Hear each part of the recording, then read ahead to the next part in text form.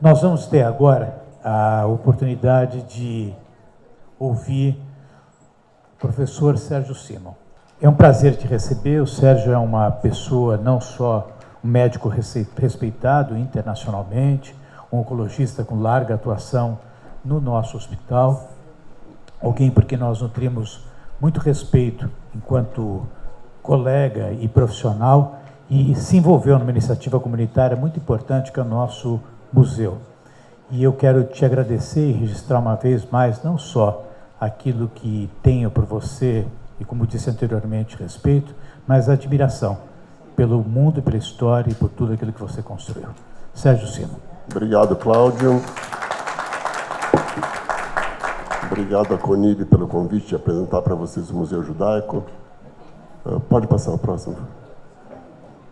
O Museu Judaico é um projeto que se iniciou na minha gestão em 2004, sempre, apesar de todos os obstáculos, sempre com a ideia fixa de construir um museu judaico. Toda cidade com comunidade judaica grande, todo país com comunidade judaica atuante tem o seu museu judaico. Fazia falta um museu que apresentasse a história do judeu no Brasil aqui para a comunidade brasileira. E nós inauguramos em dezembro do ano passado, temos menos de um ano, esse belíssimo museu. Essa é uma foto de 1932, quando o Templo Betel estava ficando pronto. Essa rua, esse lamaçal aqui embaixo é a Avenida 9 de Julho. E para vocês verem como isso era uma área erma da cidade, com poucas casinhas. Hoje é o centro expandido da cidade. O Templo Betel foi construído por várias famílias imigrantes que chegaram no fim do século XIX aqui em São Paulo, que nessa altura, em 1929, já tinham fundos para construir uma sinagoga, e ela foi inaugurada em Rosh Hashanah de 1932. Portanto, tem 90 anos de idade. E o prédio foi deixado de funcionar como uma sinagoga por volta de 2004, quando não tinha mais minyan nos serviços e a comunidade se mudou para outras áreas da cidade e ele ficou abandonado. E nos foi oferecido, então, construir nele um museu. E a gente achou muito bonita essa inscrição, e isso norteou os trabalhos de instalação do museu, da Bíblia, do profeta Isaías, que fala Ki beiti beit filah ikra lekol ha'amim, que a minha casa seja uma casa de oração para todos os povos.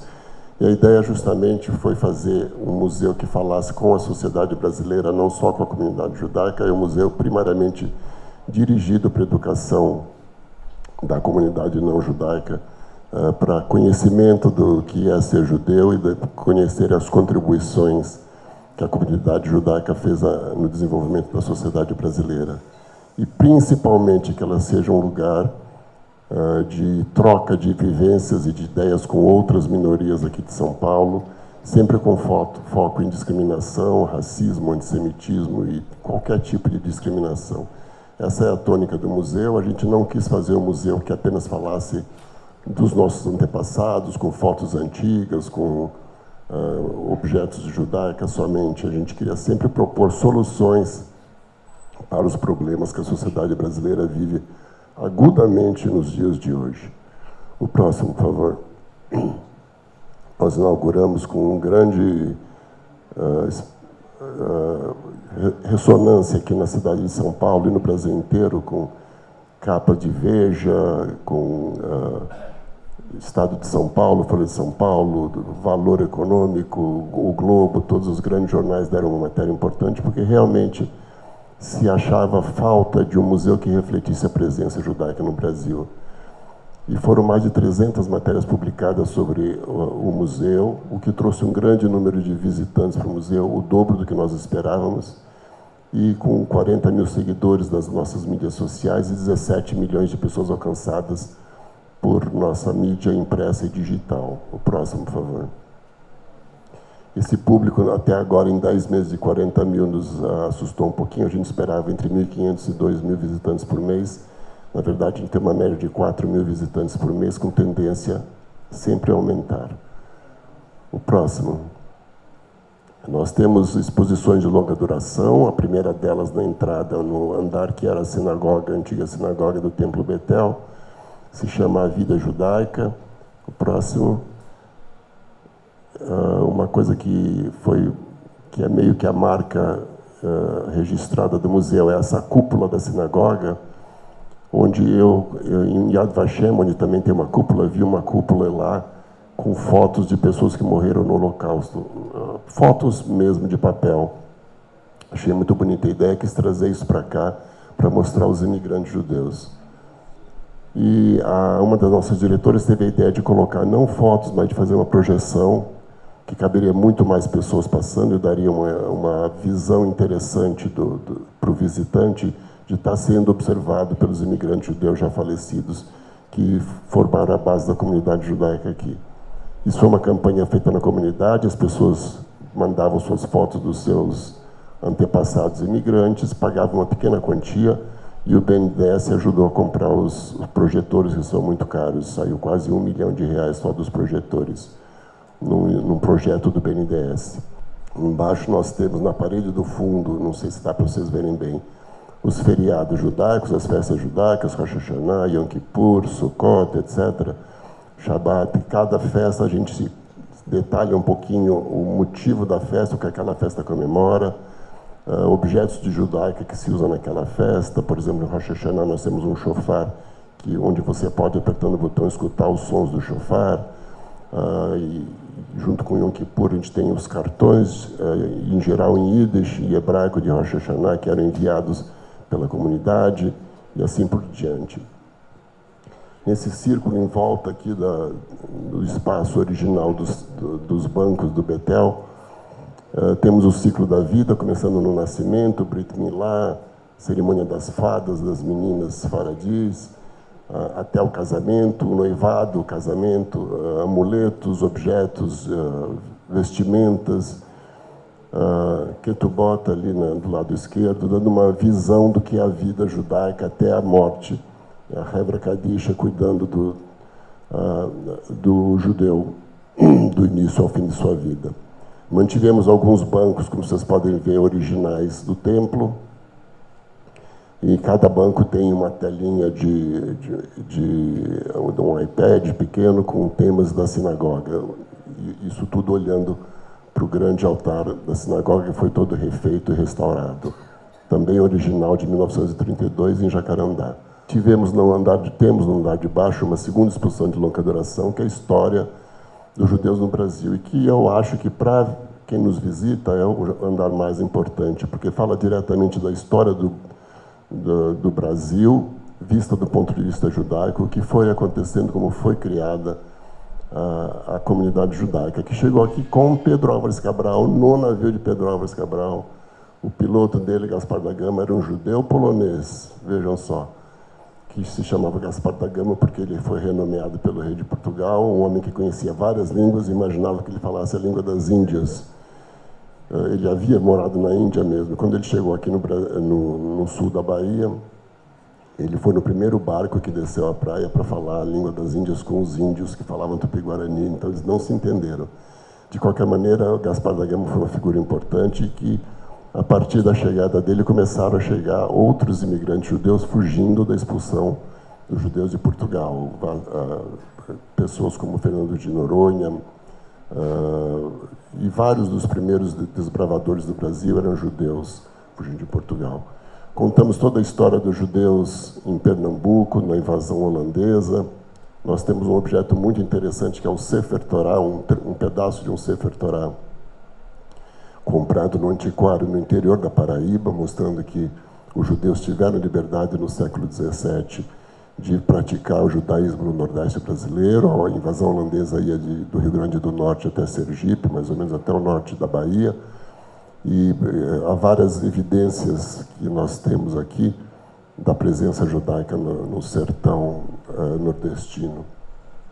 Falamos, evidentemente, da história dos judeus marroquinos na Amazônia, um tema que atrai muita gente, da Inquisição no Brasil, a chegada dos primeiros judeus em São Paulo, a instalação das bases da comunidade, desde os serviços sociais iniciais de proteção aos imigrantes, serviços de crédito, de saúde, serviços sociais em geral. Esse fundo preto dá entrada à área sobre o Holocausto, que é toda em preto, para distinguir do resto da história dos judeus do Brasil.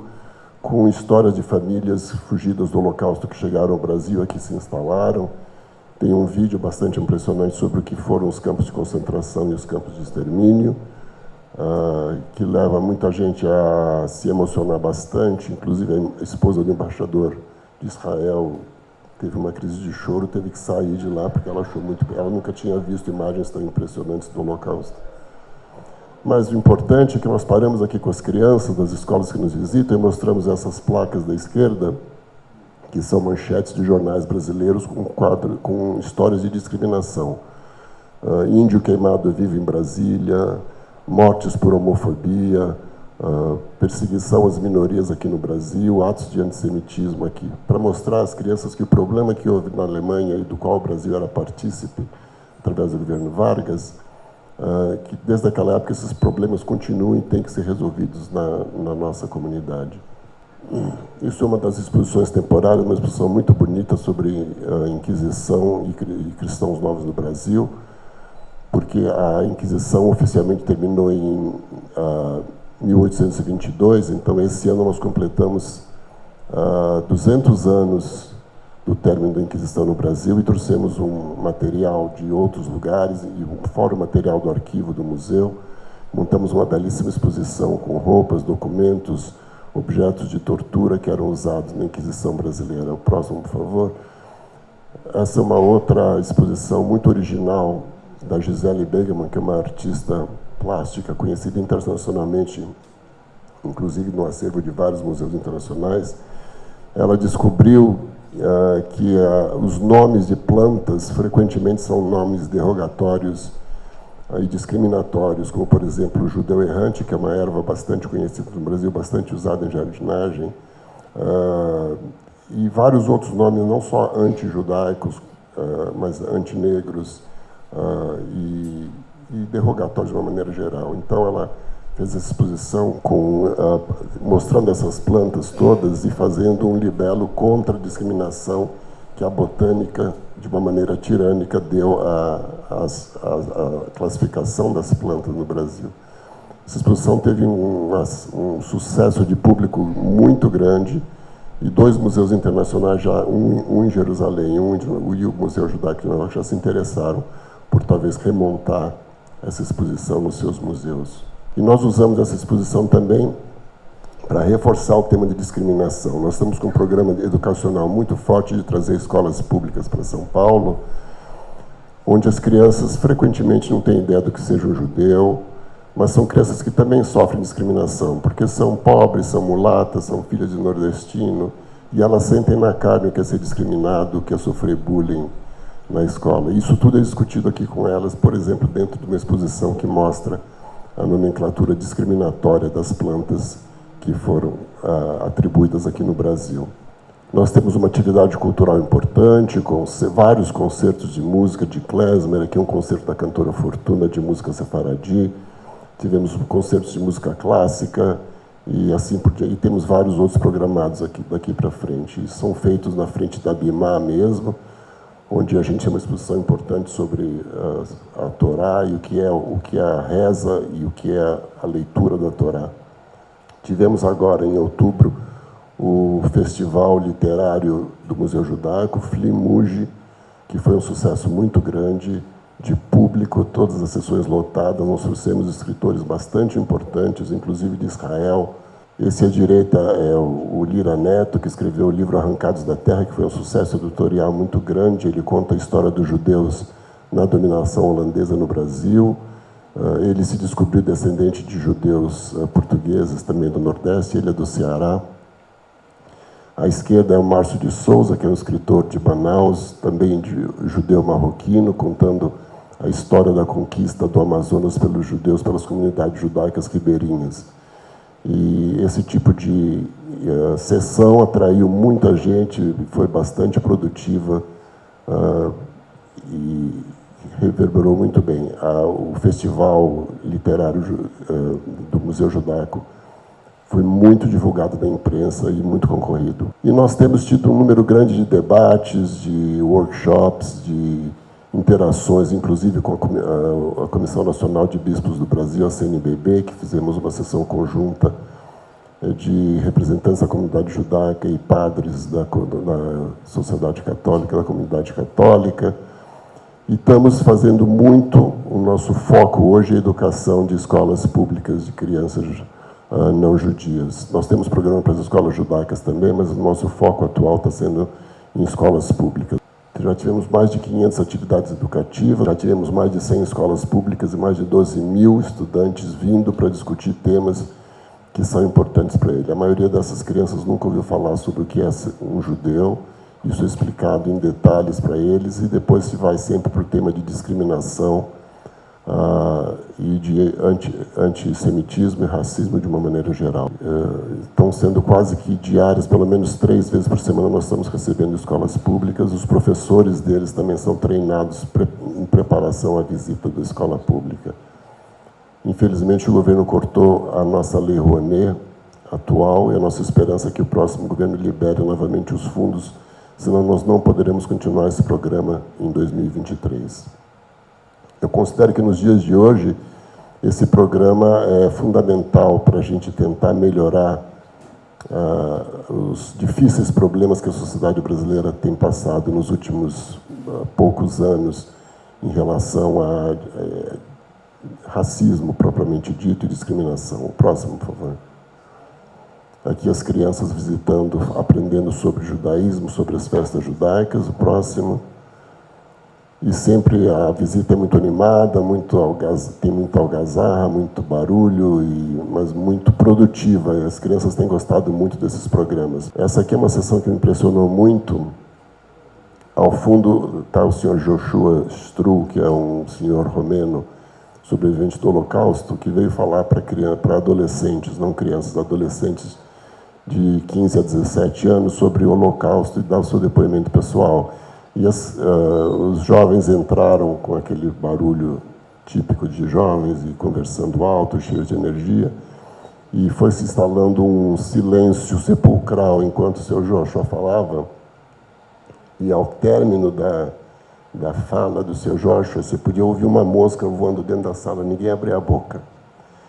E foi muito impressionante. Isso tem se repetido, de uma maneira geral, em todas as visitas em que se fala de Holocausto, se mostra a área de Holocausto do museu para as crianças. Queria falar um pouquinho sobre o Centro de Documentação e Memória, que é o antigo Arquivo Histórico Judaico Brasileiro, fundado por um grupo de pioneiros em 1975, liderados pelo professor Narman Faubel, da USP, e que coletou dados e documentos e fotos da comunidade, da história da comunidade judaica no Brasil. Acabou se tornando um centro de documentação gigantesco. Nós temos mais de 1.100.000 páginas de documentos, com atas de fundação das sociedades do Brasil, com documentos de imigrantes, com passaportes. Temos 105.000 fotos, muitas das quais nem são identificadas, nós não sabemos quem são as pessoas, mas são, obviamente, fotos da comunidade judaica. 20.000 livros, dos quais 8.000 são em Yiddish. Nós temos grupos de estudos de Yiddish dentro do museu. 2.000 discos de música e de humor judaico. Temos a gravação completa do Mosaico da TV, um programa que está no ar há mais de 60 anos, gravando os eventos da comunidade judaica. Então é um arquivo incrível. O primeiro filme que eu peguei para assistir, por acaso, sem saber o que era, eu aparecia como escoteiro fazendo guarda para Moshe Dayan, que estava visitando São Paulo. Isso deve ter sido em 1961, 62. E toda a história da comunidade está gravada nesses CDs que estão à disposição de pesquisadores. E temos objetos, vestimenta judaica. Esse arquivo está sendo transferido essa semana das casas onde ele ficava, no bairro de Pinheiros, 2 casas, para o prédio ao lado do museu. Então ele vai ficar integrado realmente ao museu, ele pode ser visitável. Ele tem sido objeto de estudos acadêmicos, inclusive de 3 pesquisadores que já fizeram tese de doutorado com material do Arquivo Histórico, do Centro de Documentação e Memória. E como o museu pretende ser um museu do judaísmo brasileiro, eu queria conclamar as outras comunidades menores, se por acaso tiverem documentos, fotos, material que eles queiram que seja guardado de maneira perene para as futuras gerações, retratando o judaísmo nas outras comunidades que não de São Paulo, que entre em contato com o museu para falar sobre uma possível doação desse material para a conservação, para o futuro, para as próximas gerações. O próximo, por favor. Então, finalmente, as nossas metas do museu são bastante ambiciosas. A gente não quer apenas mostrar a história, a gente quer provocar as pessoas, questionar, levantar dúvidas, repensar conceitos, discutir e propor soluções. O conceito de Tikkun Olam, de melhorar o mundo, de curar o mundo, está presente em todas as atividades do museu. A gente quer com esse museu contribuir para uma formação melhor dos jovens que vão ser os futuros líderes da comunidade brasileira. Era isso, obrigado.